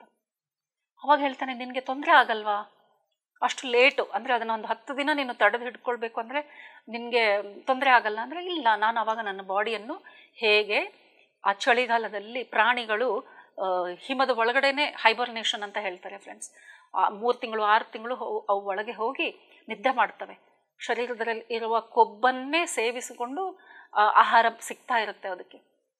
ಸೊ ಆ ಥರ ನಾನು ನನ್ನ ಶರೀರವನ್ನು ಕೋಲ್ಡ್ ಮಾಡಿಬಿಡ್ತೀನಿ, ತಣ್ಣಗೆ ಮಾಡ್ಕೊಂಡ್ಬಿಟ್ರೆ ಅದಕ್ಕೆ ಹೆಚ್ಚಿನ ಆಹಾರ ಬೇಕಾಗಲ್ಲ. ಯಾವಾಗ ಮಗು ಹುಟ್ಟುತ್ತೋ ಆವಾಗ ನಾನೊಂದು ಸ್ವಲ್ಪ ಬಾಡಿ ಹೀಟ್ ಮಾಡ್ಕೊಳ್ತೀನಿ, ಆಗ ಮಗು ಹುಟ್ಟಿದ ಮೇಲೆ ಅಳುತ್ತೆ, ಆಗ ನೇಚರ್ ತಗೊಳುತ್ತೆ ಕೇರು. ನನ್ನನ್ನು ಹೇಗೆ ನೇಚರ್ ಕೇರ್ ಮಾಡಿದೆಯೋ ಆಗ ಆ ಮಗುವಿನ ಅಳು ಈ ನೇಚರ್ಗೆ ಗೊತ್ತಾಗಿ, ಫುಲ್ ನೇಚರ್ಗೆ ಗೊತ್ತಾಗದೇ ಇದ್ರೂ ನಾನು ಎಲ್ಲಿ ವಾಸವಾಗ್ತಾ ಇದ್ದೀನೋ ಆ ಪ್ರಕೃತಿಗೆ ಗೊತ್ತಾಗಿ, ಆ ಮಗುಗೆ ಏನು ಬೇಕೋ, ನನಗೆ ಹೇಗೋ ಒಂದು ಅಳಿಲು ಒಂದು ಮೊಲ ತಂದು ಆಹಾರ ಕೊಡ್ತಾ ಇತ್ತು, ಆ ಮಗುಗೂ ಅದು ಆಹಾರ ಕೊಡುತ್ತೆ, ನನಗೇನು ಯೋಚನೆ ಇಲ್ಲ, ನೀನು ಏನು ಯೋಚನೆ ಮಾಡೋದು ಬೇಕಿಲ್ಲ ಅಂತ ಈ ಮಾತನ್ನು ಅಲ್ಲಿ ಹೇಳ್ತಾಳೆ. ನೋಡಿ, ನಾವೆಲ್ಲ ಎಷ್ಟು ಪ್ಲ್ಯಾನಿಂಗ್ ಮಾಡ್ತೀವಿ. ಒಂದು ಪ್ರೆಗ್ನೆನ್ಸಿ ಆಯಿತು ಅಂದರೆ ವಿಟಮಿನ್ಸ್ ಬೇಕು, ಡಾಕ್ಟರ್ ಬೇಕು, ಸ್ಕ್ಯಾನಿಂಗ್ ಬೇಕು, ರಿಪೋರ್ಟ್ ಆಗಬೇಕು, ಈ ಡಾಕ್ಟ್ರಿಗೂ ಸ್ವಲ್ಪ ಕಾಂಪ್ಲಿಕೇಶನ್ ಹೇಳಿದ ತಕ್ಷಣ ಇನ್ನೊಂದು ಡಾಕ್ಟ್ರು ಸೆಕೆಂಡ್ ಒಪಿನಿಯನ್ ಬೇಕು, ತಾಯಿ ಮನೆಗೆ ಹೋಗಿ ಮಾಡಿಸ್ಕೊಳ್ಳೋಣ, ಆವಾಗ ಅಲ್ಲಿ ಎಲ್ಲ ಆರೈಕೆ ಸಿಗಬೇಕು, ಇಲ್ಲಿ ನನ್ನನ್ನು ನೋಡ್ಕೊಳ್ಳೋರಿಲ್ಲ, ಎಷ್ಟೊಂದು ಗೊಂದಲ. ಈಗಂತೂ ಮಕ್ಕಳಿಗೆ ಪ್ರೆಗ್ನೆನ್ಸಿನೇ ಬೇಡ ಅಂತ ಹೇಳ್ತಾರೆ. ಯಾಕೆ ಬೇಕಪ್ಪ ಈ ಗೊಂದಲ? ನಾವಿನ್ನೂ ಅಷ್ಟು ದೊಡ್ಡ ಜವಾಬ್ದಾರಿ ತಗೊಳ್ಳಿಕ್ಕೆ ನಾವು ರೆಡಿ ಇಲ್ಲ ಅಂತ. ನೀವಲ್ಲ ಜವಾಬ್ದಾರಿ ತಗೊಳ್ಳೋದು, ನಿನ್ನ ಕೆಲಸ ಬರೀ ಕ್ರಿಯೇಷನ್ ಮಾಡೋದು. ಜವಾಬ್ದಾರಿಯ ನೇಚರ್ದಾಗಿದೆ. ಯಾವಾಗ ನಾನು ಮಾಡ್ತೀನಿ ಅಂತೀನೋ ಆವಾಗ ನೇಚರು ಕೈ ಬಿಟ್ಬಿಡುತ್ತೆ. ಹೀಗೆ ನೇಚರ್ ಜೊತೆಯಲ್ಲಿ ಹೇಗೆ ಇರುವುದು ಅನ್ನೋದ್ರ ಬಗ್ಗೆ ಇನ್ನು ಮುಂದೆ ಅನಸ್ತಿಷ್ಯ ಎಷ್ಟೋ ವಿಷಯಗಳನ್ನು ಹೇಳ್ತಾ ಹೋಗಿದ್ದಾಳೆ ಫ್ರೆಂಡ್ಸ್. ಸೊ ಇವರಿಬ್ಬರು ಸಂಭಾಷಣೆ ನಡೀತಾ ಇದೆ. ಆವಾಗ ಅವನು ಕೇಳ್ತಾನೆ, ನೀನು ಹೇಗೆ ಒಬ್ಬಳೇ ಇರ್ತೀಯ ಈ ಕಾಡಲ್ಲಿ? ಏನು ಮಾಡ್ತೀಯ ನೀನು? ಇಡೀ ದಿನ ಹೇಗೆ ಸಮಯ ಕಳಿತೀಯ ಅಂತ ಕೇಳಿದಾಗ ಆಗ ಅವಳು ಹೇಳ್ತಾಳೆ, ಇಲ್ಲ ನನಗೆ ಸಮಯ ಕಳಿಬೇಕೋ ಹಾಗೆ ಇಲ್ಲ, ನಾನು ಸಮಯ ಸಿಕ್ಕಾಗ ಮೆಡಿಟೇಷನ್ ಮಾಡ್ತೀನಿ, ಬೇರೆ ಸಮಯದಲ್ಲಿ ನನ್ನ ಫ್ರೆಂಡ್ಸಿಗೆ ಸಹಾಯ ಮಾಡ್ತೀನಿ. ನಿನ್ನ ಫ್ರೆಂಡ್ಸಾ? ಯಾರಿದ್ದಾರೆ ಫ್ರೆಂಡ್ಸು? ನಿನ್ನ ರಿಲೇಟಿವ್ಸ್ ಯಾರಾದರೂ ಇದ್ದಾರಾ? ಸಂಬಂಧಿಕರಿದ್ದಾರಾ? ಯಾಕೆ ನೀನು ಇವಾಗ ಪ್ರೆಗ್ನೆಂಟ್ ಅಂತ ಗೊತ್ತಾದ್ಮೇಲೆ ನಿನ್ನ ಸಂಬಂಧಿಕರಿಂದ ಸಹಾಯ ಕೇಳಬಾರ್ದು ಅಂತ ಹೇಳಿದಾಗ ಅವಳು ಹೇಳ್ತಾಳೆ, ಇದ್ದಾರೆ, ನನಗೆ ಎಷ್ಟೋ ಜನ ಸಂಬಂಧಿಕರಿದ್ದಾರೆ, ಆದರೆ ಅವರ ಪ್ರಪಂಚದಲ್ಲಿ ಅವರು ಬ್ಯುಸಿಯಾಗಿದ್ದಾರೆ, ನಾನು ಅವ್ರಿಗೆಲ್ಲ ಡಿಸ್ಟರ್ಬ್ ಮಾಡಲ್ಲ. ನಾನು ಸಹಾಯ ಮಾಡುವ ನನಗೆ ಫ್ರೆಂಡ್ಸ್ ಇದ್ದಾರೆ, ನಾನು ಅವ್ರಿಗೆ ಸಹಾಯ ಮಾಡ್ತೀನಿ. ಯಾರು ಆ ಫ್ರೆಂಡ್ಸು ಅಂತಂದರೆ ಈ ಫಾರ್ಮರ್ಸ್, ಎಲ್ಲ ಬೆಳೆ ಬೆಳೆಸುವವರು, ಹಣ್ಣು ಹಂಪಲು ಬೆಳೆಸುವವರು ಅಂತ. ಹೇಗೆ ಸಹಾಯ ಮಾಡ್ತೀನಿ ಅಂದರೆ ನನಗಿರುವ ನಾಲೆಜಿಂದ ನಾನು ಅವ್ರಿಗೆ ಆ ನಾಲೆಜನ್ನು ಕೊಡ್ತೀನಿ. ಹೇಗೆ ಒಳ್ಳೆಯ ಬೆಳೆ ಬೆಳೆಸ್ಬೋದು, ಯಾವ ಹಣ್ಣು ತರಕಾರಿ ಹೇಗೆ ಬೆಳೆಸ್ಬೋದು, ಏನು ಈ ನಾಲೆಜ್, ಸ್ವಲ್ಪ ನನಗೂ ಅದನ್ನು ವಿವರವಾಗಿ ಹೇಳು. ಅವಳು ಹೇಳ್ತಾಳೆ, ಖಂಡಿತವಾಗ್ಲೂ ನಿನಗೆಲ್ಲ ಮಾತು ಹೇಳ್ತೀನಿ, ನನಗೆ ನಿನ್ನನ್ನು ನೋಡಿದರೆ ನನ್ನ ಹತ್ರ ಇರುವ ಎಲ್ಲ ನಾಲೆಜ್ ನಿನಗೆ ದಾರಿ ಎರಿಬೇಕು ಅಂತ ಅನಿಸ್ತಾ ಇದೆ. ಅಂದರೆ ಹೌದು, ನಿನ್ನ ಕೆಲವು ಮಾತು ನನಗೆ ಅರ್ಥನೇ ಆಗಲ್ಲ, ಪ್ಲೀಸ್ ನನಗೆ ಅರ್ಥ ಆಗುವ ರೀತಿಯಲ್ಲಿ ಕೆಲವು ಮಾತನ್ನು ಹೇಳು, ಇಲ್ಲಾಂದರೆ ನೀನು ದಡ ದಡ ದಡ ಅಂತ ಹೇಳ್ಕೊಂಡು ಹೋಗ್ಬಿಡ್ತೀಯ, ಕೆಲವೊಂದು ವಿಷಯ ನನ್ನ ತಲೆ ಮೇಲೆ ಹಾರೋಗುತ್ತೆ. ಅದು ಯಾಕೆ ಅಂದರೆ ನನಗೆ ಅದು ಅನುಭವಕ್ಕೆ ಬಂದಿಲ್ಲ, ಇಂಥ ಮಾತು ನಾನು ಯಾವತ್ತೂ ಕೇಳಿಲ್ಲ ಅಂತ ಹೇಳಿದಾಗ, ಓಕೆ ನಾನು ಗಮನಿಸ್ತೀನಿ, ಇನ್ಮೇಲೆ ಗಮನದಲ್ಲಿ ಇಟ್ಕೊಂಡು ನಾನು ತುಂಬಾ ಚಾಟರ್ ಬಾಕ್ಸ್ ಅಂತ ಹೇಳ್ತಾಳೆ, ನಾನು ಲೊಡ ಮಾತು ಜಾಸ್ತಿ, ಅದಕ್ಕೆ ನಾನು ಬೇಗ ಹೇಳ್ಕೊಂಡು ಬಿಡಬೇಕು ಅಂತ ಕಾತರದಲ್ಲಿ ಹೇಳ್ತಾ ಇರ್ತೀನಿ. ಈ ಆತುರತೆಯಲ್ಲಿ ಏನು ಹೇಳ್ತಾ ಇದ್ದೀನೋ ನನ್ನ ಗಮನಕ್ಕಿರಲ್ಲ, ಇನ್ಮೇಲೆ ನಾನು ನಿಧಾನಕ್ಕೆ ತಿಳಿಸ್ತೀನಿ, ಸರಿ ಕೇಳು. ನಾನು ಈ ನಮ್ಮ ಫಾರ್ಮರ್ಸ್ಗೆಲ್ಲ ಹೇಳೋ ಮಾತೇನು ಅಂದರೆ, ಹೇಗೆ ಬೆಳೆಯನ್ನು ಬೆಳಿಬೇಕು, ನನ್ನ ಮತ್ತು ಈ ಭೂಮಿಯ ಸಂಬಂಧ ಏನು ಅಂತ ನಾವು ಫಸ್ಟು ತಿಳ್ಕೊಳ್ಬೇಕು. ಸೊ ಫ್ರೆಂಡ್ಸ್, ಇಲ್ಲಿ ನಮ್ಮೆಲ್ಲರಿಗೂ ಗಮನಿಸಬೇಕಾದ ಒಂದು ವಿಷಯ, ಇಷ್ಟೊತ್ತು ಏನೋ ಕತೆಗಳು ಕೇಳಿದಂಗೆ ಆಯಿತು, ಈಗ ತುಂಬ ಇಂಪಾರ್ಟೆಂಟ್ ಸೆಕ್ಟಿಗೆ ಬರ್ತಾ ಇದ್ದೀವಿ. ಈ ಸೆಗ್ಮೆಂಟನ್ನು ಕೂತ್ಕೊಂಡು ಗಮನ ಇಟ್ಟು ಕೇಳಿ, ಪ್ರತಿಯೊಬ್ಬರು ತಿಳ್ಕೊಳ್ಬೇಕಾದ ವಿಷಯ ಇದು. ಏನು ಅಂದರೆ, ಪ್ರತಿ ಮನುಷ್ಯ ನಾನು ವಾಸಿಸುವ ಭೂಮಿಯ ಜೊತೆಯಲ್ಲಿ ಸಂಪರ್ಕ ಇರಬೇಕು. ಈಗಿನ ಒಂದು ಎಜುಕೇಷನ್ ಸಿಸ್ಟಮಿಂದ ಏನಾಗುತ್ತೆ, ಹೈಲಿ ಎಜುಕೇಟೆಡ್ ಆಗಿಬಿಟ್ಟು ನಾವು ಒಂದು ಒಳ್ಳೆ ಉದ್ಯೋಗ ಮಾಡಬೇಕು ಅಂತ ನನ್ನ ಹುಟ್ಟಿದ ಭೂಮಿಯಿಂದ ನಾವು ದೂರ ಹೋಗ್ಬಿಡ್ತೀವಿ, ಅಬ್ರಾಡ್ಗೆ ಹೋಗ್ಬಿಡ್ತೀವಿ, ಇಲ್ಲ ಇಂಡಿಯಾದಲ್ಲೇ ನಾವು ಬೇರೆ ಬೇರೆ ಪ್ರದೇಶಗಳಿಗೆ ಹೋಗ್ಬಿಡ್ತೀವಿ. ಅನಸ್ತಾಶಿಯ ಹೇಳ್ತಾಳೆ, ಮನುಷ್ಯ ಎಲ್ಲಿ ಹುಟ್ಟಿದಾನೋ ಆದಷ್ಟು ಅದರ ಸುತ್ತಮುತ್ತ ಇರುವ ಜಾಗದಲ್ಲೇ ಅವನು ವಾಸಿಸಬೇಕು.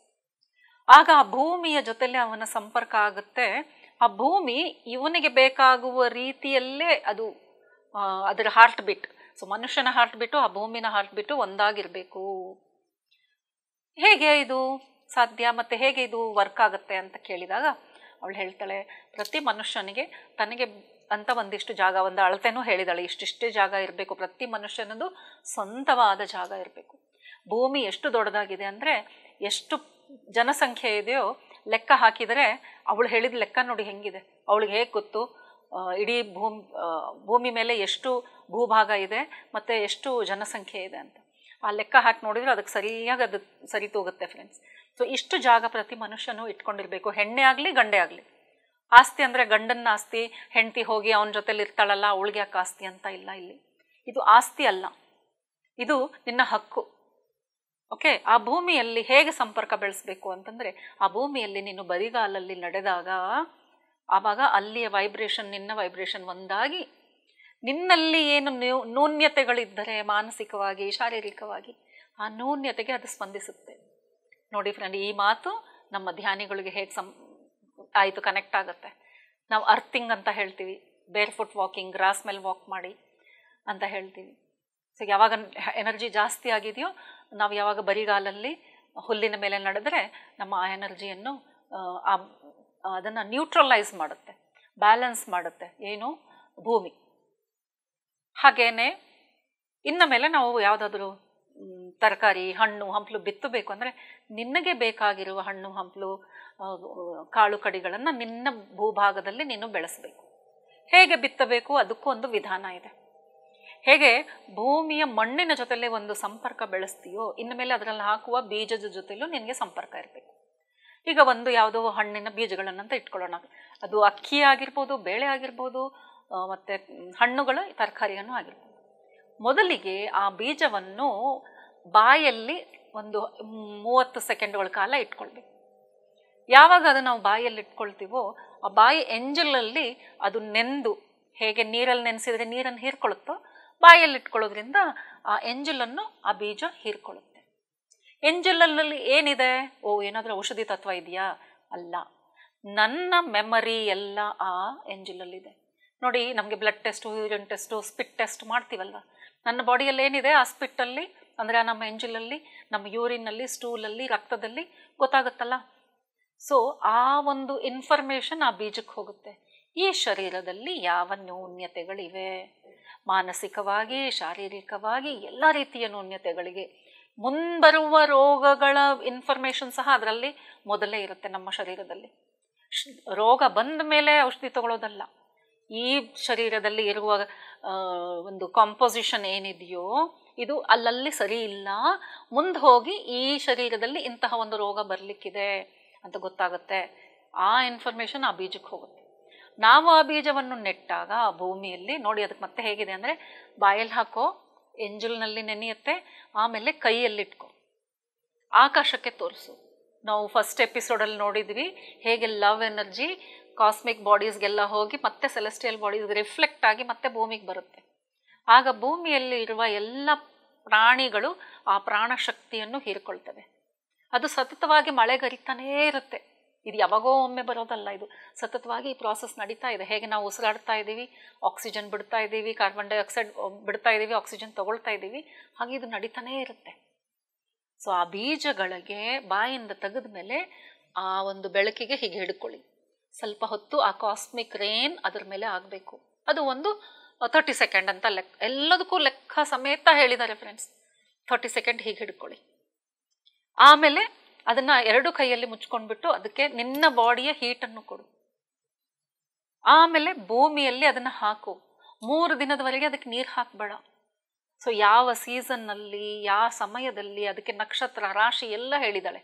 ಇಂತಿಂಥ ಪ್ಲಾನೆಟರಿ ಪೊಸಿಷನ್ಸಲ್ಲಿ ನೀನು ಯಾವ ಬೀಜವನ್ನು ನೆಟ್ಟರೆ ಅದರ ಫಲ ಹೇಗೆ ಬರುತ್ತೆ, ಎಲ್ಲ ಲೆಕ್ಕಗಳು ಇದೆ.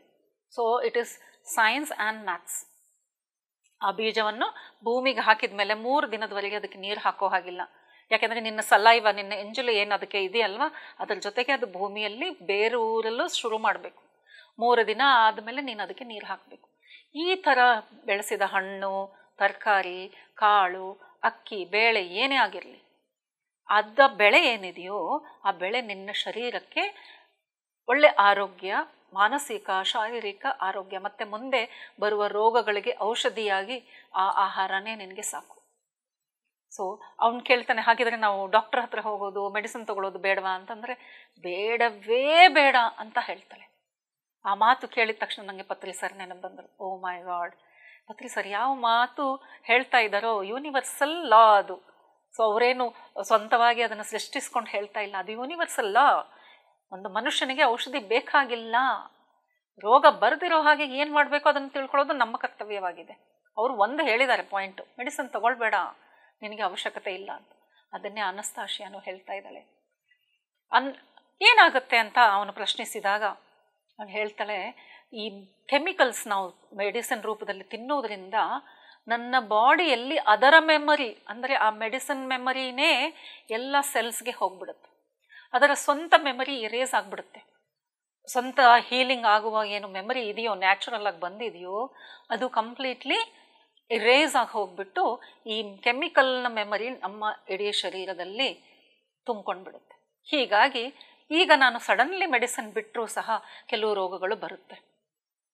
ಯಾಕೆ ನಾನು ಮೆಡಿಟೇಷನ್ ಮಾಡ್ತಾ ಇದ್ದೀನಲ್ಲ, ಇನ್ನೂ ಯಾಕೆ ರೋಗ ಬರ್ತಾ ಇದೆ ಅಂತ ಅಂದ್ಕೊಂಡ್ರೆ, ನೀನು ತೊಗೊಂಡಿರುವ ಮೆಡಿಸಿನ್ನ ಮೆಮರಿ ಇನ್ನೂ ನಿನ್ನ ಶರೀರದಲ್ಲಿದೆ. ಅದು ಒಂದು ಸ್ವಲ್ಪ ಸಮಯ ತಗೊಳುತ್ತೆ ಆ ಮೆಮರಿ ಎಲ್ಲ ಇರೇಸ್ ಆಗಲು.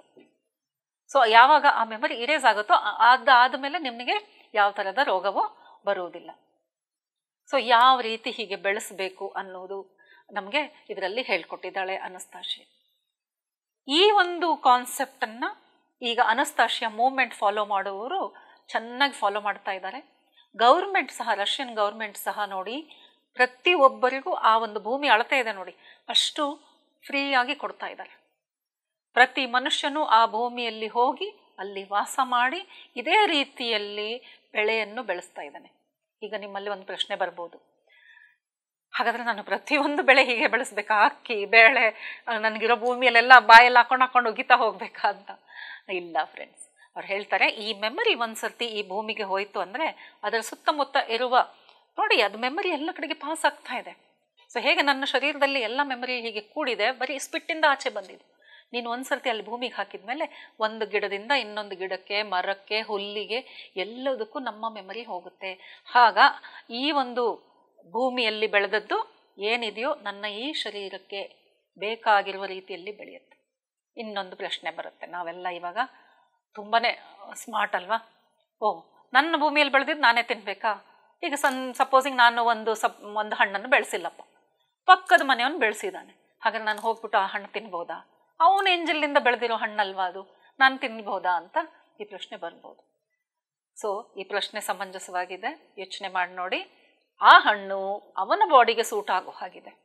ಸಪೋಸಿಂಗ್ ಅವನ ಬಾಡಿಯಲ್ಲಿ ಈಗಿನ ಪ್ರಕಾರ ಡಯಾಬಿಟೀಸ್ ಇತ್ತಪ್ಪ, ಸೊ ಅವನಿಗೆ ಇನ್ಸುಲಿನ್ ಏನು ಬೇಕಿತ್ತೋ ಅದು ಹಣ್ಣಲ್ಲಿ ಅವನಿಗೆ ಬರ್ತಾ ಇದೆ. ನನಗೆ ಅದರ ಅವಶ್ಯಕತೆ ಇಲ್ಲ, ನಾನು ಅದನ್ನು ತೊಗೊಂಡ್ರೆ ಏನಾಗುತ್ತೆ? ಆರೋಗ್ಯವಂತ ಇದ್ದವನೋ ಇನ್ಸುಲಿನ್ ತೊಗೊಂಡ್ರೆ ಹೇಗೆ ಹಾನಿಕಾರಕನೋ, ಇನ್ನೊಬ್ಬರ ಹಣ್ಣನ್ನು ತೊಗೊಂಡು ತಿನ್ನುವುದು ಅಷ್ಟೇ ಹಾನಿಕರ. ನೀವು ಮತ್ತೆ ಇವಾಗ ನಗ್ಬೋದು, ಏನಪ್ಪ ಇದೆಲ್ಲ ಹೊಸ ಕಾನ್ಸೆಪ್ಟು, ಎಲ್ಲಾದರೂ ಕೇಳಿದೀವ ಅಂತ. ಇದೇ ಮಾತನ್ನು ನಾನು ಒಬ್ಬ ಮಾಸ್ಟರ್ ಹತ್ರ ಡಿಸ್ಕಸ್ ಮಾಡುವಾಗ ಅವರು ಹೇಳಿದರು, ನೋಡಿ ನಮಗೆಲ್ಲ ಪ್ರೂಫ್ ಸಮೇತ ನಾಲೆಜ್ ಸಿಗ್ತಾ ಇದೆ ಫ್ರೆಂಡ್ಸ್, ಇನ್ನೇನು ಬೇಕು ನಮಗೆ ಹೇಳಿ. ಸರ್ ಹೇಳಿದರು, ಅವರು ಪತ್ರಿ ಸರ್ ಜೊತೆಲಿದ್ದಾಗಲೇ ಇವೆಲ್ಲ ಮಾತುಗಳಾಗಿದ್ದು. ಸೊ ಈ ನಾಲೆಜ್ ಪತ್ರಿ ಸರಿಂದನೇ ಬಂದಿರೋದು. ಅವ್ರು ಕೂತ್ಕೊಂಡು ಡಿಸ್ಕಷನ್ ಮಾಡಿರ್ಬಹುದೇನೋ, ಅಷ್ಟೊಂದು ಡೀಟೇಲಾಗಿ ನಾನು ವಿಚಾರಿಸಿಲ್ಲ. ಅವ್ರು ಹೇಳಿದರು, ನೋಡಿ ಇದು ಯಾವ್ದು ಹೇಳ್ತಾ ಇದ್ದಾರೆ ಅನಸ್ತೇಶಿಯಾ, ಈ ಯಾವ ನಾಲೆಜು ಹೊಸದಲ್ಲ. ಆಲ್ರೆಡಿ ನಮ್ಮ ಪುರಾತನ ಕಾಲದಲ್ಲಿ ನಮ್ಮ ಭಾರತದಲ್ಲಿಯೇ ಇದನ್ನು ಫಾಲೋ ಮಾಡಿಕೊಂಡೇ ಬಂದಿದ್ದಾರೆ. ಅದಕ್ಕಾಗಿ ಒಂದು ಕಥೆಯನ್ನು ಹೇಳಿದರು. ಸಮಯ ಇದ್ದರೆ ಒಂದು ಕತೆ ಹೇಳ್ತೀನಿ, ನನಗೆ ಆ ಸರ್ ಹೇಳಿದ ಕತೆ. ಓಕೆ, ಶಾರ್ಟ್ ಆ್ಯಂಡ್ ಸ್ವೀಟ್ ಆಗಿ. ಏನು ಅಂದರೆ, ಒಂದಾನೊಂದು ಸಮಯದಲ್ಲಿ, ಮಹಾಭಾರತದ ಸಮಯ, ಅರ್ಜುನ ಮತ್ತು ಕೃಷ್ಣ ಒಬ್ಬ ಋಷಿಗಳ ಆಶ್ರಮಕ್ಕೆ ಹೋಗ್ತಾರೆ. ಅವರು ಅರಣ್ಯವಾಸ ಮಾಡಿದಾಗ ಆಶ್ರಮಗಳಿಗೆ ಓಡಾಡ್ಕೊಂಡಿರುವುದೇ ಅವ್ರ ಕೆಲಸವಾಗಿತ್ತು. ಅಲ್ಲಿ ಹೋದಾಗ ಆಶ್ರಮದ ಋಷಿ ಏನಿದ್ರು ಅವ್ರ ಹೆಸರು ಹೇಳಿದರು, ನಾನು ಮರ್ತೋಯ್ತು ಹೆಸರು. ಅವರು ಧ್ಯಾನಕ್ಕೆ ಕೂತಿದ್ರು. ಆದರೆ ಋಷಿ ಪತ್ನಿ ಏನು ಮಾಡ್ತಾರೆ, ಅವ್ರಿಗೆ ಸ್ವಾಗತ ಮಾಡಿ ಕೃಷ್ಣನನ್ನು ಒಳಗಡೆ ಕರ್ಕೊಂಡು ಹೋಗ್ತಾರೆ. ಕೂಡಿಸ್ಬಿಟ್ಟು ಅವ್ರಿಗೆ ಸತ್ಕಾರ ಮಾಡಿ ತಿನ್ನೋಕ್ಕೆ ಹಣ್ಣು ಹಂಪಲು ಎಲ್ಲ ಕೊಟ್ಟರೆ, ಅರ್ಜುನ ಒಂದು ರೌಂಡ್ ಹಾಕ್ಕೊಂಡು ಬರೋಣ ಅಂತ ಆಶ್ರಮ ಸುತ್ತ ಒಂದು ಸುತ್ತ ಹಾಕ್ಲಿಕ್ಕೆ ಹೋಗ್ತಾರೆ. ತುಂಬ ಸುಂದರವಾದ ಆಶ್ರಮ, ತುಂಬ ಖುಷಿಯಾಗುತ್ತೆ ನೋಡ್ತಾರೆ. ಎಷ್ಟೋ ಹಣ್ಣಿನ ಗಿಡಗಳು ಮತ್ತು ಹಸಿರು, ಒಂದು ಬ್ಯೂಟಿ, ಅದನ್ನೇ ಎಂಜಾಯ್ ಮಾಡ್ತಾ ಒಂದು ಮರದ ಹತ್ರ ಬರ್ತಾರೆ. ಅಲ್ಲಿ ಒಂದು ಸುಂದರವಾದ ಒಂದು ಹಣ್ಣು ಆಕರ್ಷಣೆ ಆಗುತ್ತೆ ಅವ್ರಿಗೆ. ಕಾಯಿ ಇನ್ನೂ ಹಣ್ಣು ಆಗಿರಲ್ಲ. ಆ ಕಾಯಿ ನೋಡಿ ತಗೊಂಡು ತಿಂದುಬಿಡ್ತಾರೆ. ಅವ್ರಿಗಿಷ್ಟ ಆಗುತ್ತೆ, ತಿಂದುಬಿಡ್ತಾರೆ. ಸ್ವಲ್ಪ ಸಮಯದ ನಂತರ ಮತ್ತೆ ಋಷಿ ಪತ್ನಿಯರ ಹತ್ರ ಹೋದಾಗ ಋಷಿ ಪತ್ನಿಗೆ ಗೊತ್ತಾಗಿ ಬೇಜಾರು ಮಾಡಿಕೊಂಡು ಬೈದ್ಬಿಡ್ತಾರೆ. ಎಂಥ ರಾಜ ನೀನು, ನಿನಗೆ ಇನ್ನೊಬ್ಬರ ಮನೆಯಲ್ಲಿ ಏನಾದರೂ ವಸ್ತು ತೊಗೊಂಡು ತಿನ್ನಬೇಕು ಅಂದರೆ ಪರ್ಮಿಷನ್ ಕೇಳಬೇಕು ಅನ್ನೋದು ಗೊತ್ತಿಲ್ವಾ? ನೀನು ಹೇಗೆ ಒಂದು ಹಣ್ಣು ಕಿತ್ಕೊಂಡು ತಿಂದ್ಬಿಟ್ಟೆ ಅಂತ ಹೇಳಿದ ತಕ್ಷಣ ಅವ್ರಿಗೆ ವಿಚಿತ್ರ ಅನಿಸುತ್ತೆ. ಅದು ಹೇಗೆ ಗುರುಪತ್ನಿ ಈ ಥರ ಮಾತಾಡ್ಬಿಟ್ರು? ಆಶ್ರಮದಲ್ಲಿ ಯಾವುದಿದ್ರು ತಗೊಳ್ಳಿ ತಿನ್ನಿ ಅಂತ ಹೇಳುವವರು ಈ ಮರದ ಒಂದು ಕಾಯನ್ನು ಕಿತ್ಕೊಂಡಿದ್ದಕ್ಕೆ ಈ ಥರ ಮಾತಾಡಿಬಿಟ್ರಲ್ಲ ಅಂತ ಒಂದು ಸ್ವಲ್ಪ ಅವ್ರಿಗೆ ಬೇಜಾರಾಗುತ್ತೆ. ಅಲ್ಲಿಂದ ಹೊರಟ ಮೇಲೆ ಕೃಷ್ಣನನ್ನು ಕೇಳ್ತಾರೆ, ಏನು ಕೃಷ್ಣ ಹಿಂಗೆ ಮಾತಾಡ್ಬಿಟ್ರು ಅವರು, ನಾನು ಯಾರು ಅನ್ನೋದು ಗೊತ್ತಿಲ್ವಾ? ಇಲ್ಲ, ಋಷಿಪತ್ನಿ ಇಷ್ಟೊಂದು ತಿನ್ನಿಸ್ತಿರುವಾಗ ಒಂದು ಗಿಡದ ಕಾಯನ್ನು ತಿಂದಿದ್ದಕ್ಕೆ ಹಿಂಗೆ ಅಂದ್ಬಿಟ್ರಲ್ಲ ಅಂತ. ಆಗ ಕೃಷ್ಣ ಹೇಳ್ತಾರೆ, ನೋಡು ವಿಷಯ ಗೊತ್ತಿಲ್ಲ ನಿನಗೆ, ಅದಕ್ಕೆ ನೀನು ಹೀಗೆ ಹೇಳ್ತಾ ಇದೀಯಾ. ವಿಷಯ ಏನಂದರೆ, ಆ ಋಷಿ ಧ್ಯಾನಕ್ಕೆ ಕೂತಿದಾರಲ್ಲ, ಅವರು 12 ವರ್ಷಕ್ಕೆ ಒಂದು ಸರ್ತಿ ಕಂಡುಬಿಡ್ತಾರೆ. 12 ವರ್ಷಕ್ಕೆ ಒಂದು ಸರ್ತಿ ಕಂಡುಬಿಡ್ತಾರೆ. ಸತತವಾಗಿ 12 ವರ್ಷ ಧ್ಯಾನಕ್ಕೆ ಕೂತ್ಕೊಳ್ತಾರೆ. ಧ್ಯಾನಕ್ಕೆ ಕೂತ್ಕೊಳ್ಳುವ ಮುಂಚೆ ಅವರು ಒಂದು ಹಣ್ಣಿನ ಬೀಜವನ್ನು ಇವರು ಹೇಳಿದ ಹಾಗೆ, ಅನಸ್ತೇಶಿಯಾ ಹೇಳಿದ ಹಾಗೆ ಅದನ್ನು ಎನರ್ಜೈಸ್ ಮಾಡಿ, ಇಷ್ಟೊಂದು ವಿಶ್ಲೇಷಣೆ ಕೊಟ್ಟಿಲ್ಲ, ಅದನ್ನು ತನ್ನ ಒಂದು ಶಕ್ತಿಯನ್ನು ಅದರಲ್ಲಿ ತುಂಬಿ ಆ ಹಣ್ಣಿನ ಬೀಜವನ್ನು ನೆಟ್ಟು ಅವರು ಧ್ಯಾನಕ್ಕೆ ಕೂತ್ಕೊಳ್ತಾರೆ. ಆ ಬೀಜ ಗಿಡವಾಗಿ ಮರವಾಗಿ ಕಾಯಿ ಬಿಟ್ಟು ಹಣ್ಣಾದಾಗ 12 ವರ್ಷಗಳ ಸಮಯ.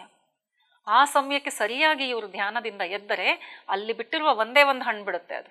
ಯಾಕೆಂದರೆ ಇವ್ರು ಹಾಕಿದ್ದ ಹಣ್ಣು ನನಗೆ ಧ್ಯಾನ ಮುಗಿದ್ಮೇಲೆ ತಿನ್ನಕ್ಕೆ ಒಂದು ಹಣ್ಣು ಬೇಕು ಅಂತ ಯಾವ ಇಂಟೆನ್ಷನ್ಲಿಂದ ಹಾಕಿರ್ತಾರೋ ಅದೇ ರೀತಿಯಾಗಿ ಒಂದು ಹಣ್ಣು ಬರುತ್ತೆ. ಇವ್ರು ಎದ್ದಾಗ ತಿನ್ನಬೇಕಾದದ್ದು ಅದು ಒಂದು ಹಣ್ಣು ಅಷ್ಟೇ. ಅವ್ರಿಗೆ ಅದು ತಿಂದುಬಿಟ್ರೆ ಯಾವ ರೀತಿಯ ದಾಹ ಇಲ್ಲ, ಹಸಿವಿಲ್ಲ, ಬಾಯಾರಿಕೆ ಇಲ್ಲ, ದಣಿವಿಲ್ಲ, ಏನೂ ಆಗಲ್ಲ.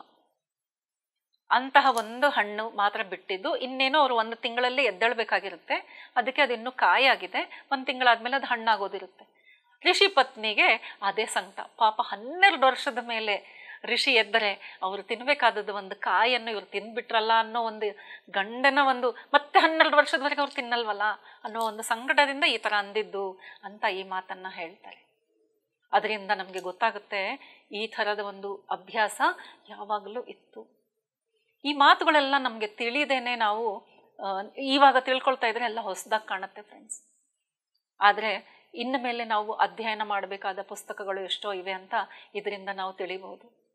ಆದರೆ ನೇಚರ್ ನೋಡಿ ಎಷ್ಟು ನಮ್ಮ ಮೇಲೆ ಕರುಣೆ ಇದೆ. ನಾವು ಹಳೆ ಪುಸ್ತಕಗಳನ್ನು ಹುಡ್ಕೊಂಡು ಹೋದರೆ ಸರಿಯಾದ ಪುಸ್ತಕ ಕೈಗೂ ಸಿಗಲ್ಲ ಫ್ರೆಂಡ್ಸ್. ಇವಾಗ ಎಲ್ಲೆಲ್ಲೋ ಮರೆಯಾಗಿ ಹೋಗ್ಬಿಟ್ಟಿದ್ದಾವೆ. ಅದಕ್ಕೆ ಅನಸ್ತಾಶಿಯಾ ಅಂತವರ ಕಡೆಯಿಂದ ಈ ನಾಲೆಜ್ ಮತ್ತೆ ಬಂದು ಅದು ಪತ್ರಿ ಸರ್ ಕೈಗೆ ಅದು ಸಿಕ್ಕಿ ಅವರು ಮತ್ತೆ PSSMಗೆ ತೊಗೊಂಡು ಬಂದು ಇವತ್ತು ನಾನು PMC ಕನ್ನಡ ಚಾನಲಲ್ಲಿ ಕೂತ್ಕೊಂಡು ಇದನ್ನು ಇಷ್ಟು ಡೀಟೇಲ್ ಆಗಿ ನಿಮ್ಮೆಲ್ಲರ ಮುಂದೆ ಹೇಳ್ತಾ ಇದ್ದರೆ ಅದರ ಒಂದು ಸಂಕಲ್ಪ ನೋಡಿ ಹೇಗಿದೆ. ಸೊ ನಾವೆಲ್ಲ ಈ ಒಂದು ನಾಲೆಜನ್ನು ತಗೊಳ್ಳೋಣ. ನನಗೆ ಹೀಗಾಗಿ ಈ ಸೆಷನ್ಸ್ ಮಾಡೋದಂದರೆ ತುಂಬ ಖುಷಿ. ಏನು ಅಂದರೆ ಹೇಳ್ತಾ ಇದ್ರೆ ನನ್ನ ನಾಲೆಜನ್ನು ಹೆಚ್ಚುತ್ತೆ. ಇನ್ನೂ ನಾನು ಓದಬೇಕಂತ ಮಾತಲ್ಲಿ ಹೇಳ್ತಾ ಇದ್ರೆ ಇನ್ನೂ ನಾನು ಹಳೆ ಪುಸ್ತಕಗಳನ್ನ ತೆಗೆದು ಓದಬೇಕು ಅನ್ನೋ ಒಂದು ನಾಲೆಜ್ ಬರುತ್ತೆ. ನಾನು ಹೀಗಾಗಿ ನನ್ನ ಚಾನಲನ್ನು ಮಾಡ್ಕೊಂಡ್ಬಿಟ್ಟು ಈ ಥರ ಪುಸ್ತಕ ಓದುವುದು ಹೇಳುವುದು. ನನ್ನ ಸೆಷನ್ಗೆ ಜಾಯಿನ್ ಆದವ್ರಿಗೆಲ್ಲರಿಗೂ ಗೊತ್ತು. ಮೊದಲು ಹೆದರ್ತಾ ಇದ್ರು. ಕಂಪಲ್ಸರಿ ಬುಕ್ ರೀಡಿಂಗ್ ಮಾಡಬೇಕು. ಅರ್ಧ ಗಂಟೆ ಎಲ್ಲರೂ ಹೇಗೆ ಧ್ಯಾನ ಮಾಡ್ತಾರೋ ನನ್ನ ಸೆಷನಲ್ಲಿ ಅರ್ಧ ಗಂಟೆ ಕಂಪಲ್ಸರಿ ಬುಕ್ ಓದಬೇಕು ಅಂತ ಇತ್ತು.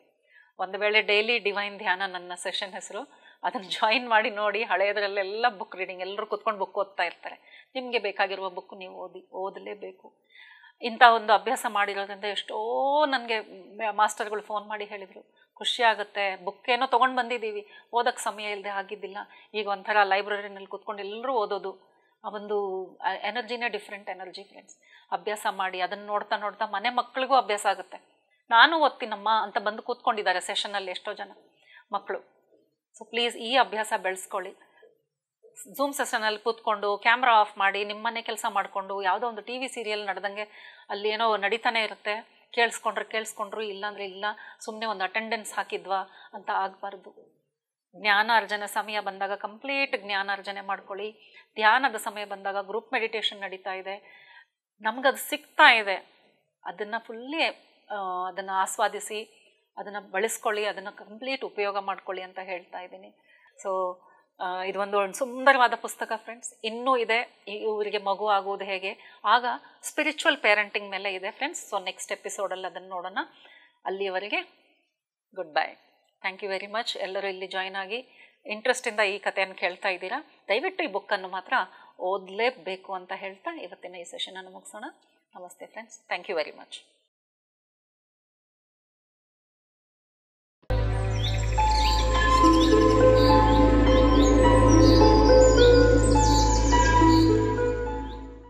PMC ಕನ್ನಡ ಚಾನೆಲ್ ಅನ್ನು ಲೈಕ್ ಮಾಡಿ, ಶೇರ್ ಮಾಡಿ, ಸಬ್ಸ್ಕ್ರೈಬ್ ಮಾಡಿ ಮತ್ತು ಮಾಡಿಸಿ. ಎಲ್ಲರಿಗೂ ಧನ್ಯವಾದಗಳು.